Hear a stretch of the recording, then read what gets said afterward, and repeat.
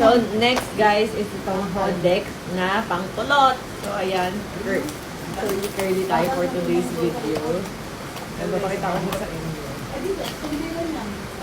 Ayan. So, ito siya.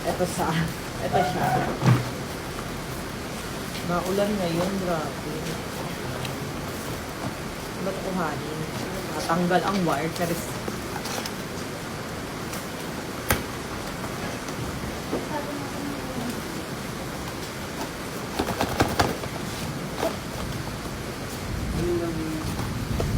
Yung dito ko yun. Ito ayaw magpatanggal. Ayan, nabuksan ko na. Tapos may suklay siyang kasama, guys. Pang hawi-hawi. Tapos meron din siya nitong parang clip. Ayan. So, let's go. Isaksak na natin. And testingin natin kung maganda. Sa kapal ng buhok ko, pag ito hindi maganda, sinasabi ko sa inyo. Ay, talaga natin ganyan. Tapos, ayan, i-on mo lang siya, long press, and palta natin, gawin natin 220. Ano mas malaki? And meron siyang paikot pa ganun, depende sa trip mo, kung pa ganun o pa ganun mo, iyaan yung hair mo. Hindi pa siya umiinit, kaya ko pa siyang hawakan, ayan, umiinit na siya. So, hanglang muna natin siya ng konti. So, ayan, mainit na siya, and let's go, testingin na natin, kuha lang muna tayo ng konting hair. And ang alam ko kasi isisuot mo lang siyang ganyan. And ayan, kusa-kusa na siyang gaganon.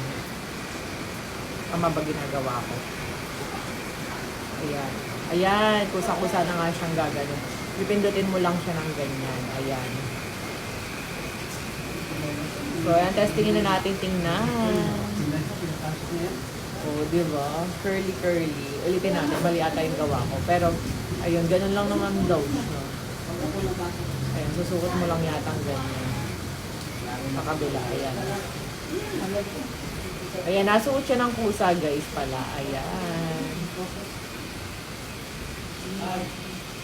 Ayan, para sa mga hindi marunong magkulot gamit yung normal na plancha, ito na yung for you. Ay, ganyanin mo lang. Kaso hindi kasi siya masyadong nababa yung hair ko. Hindi ko alam kung mali ba yung gawa ko or what.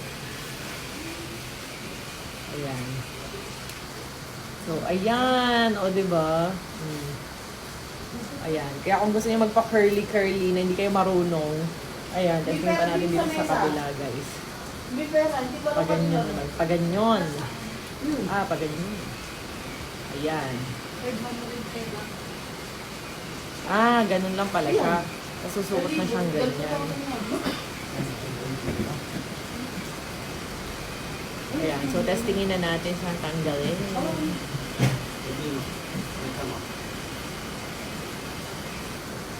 Ganyan lang natin siya pala.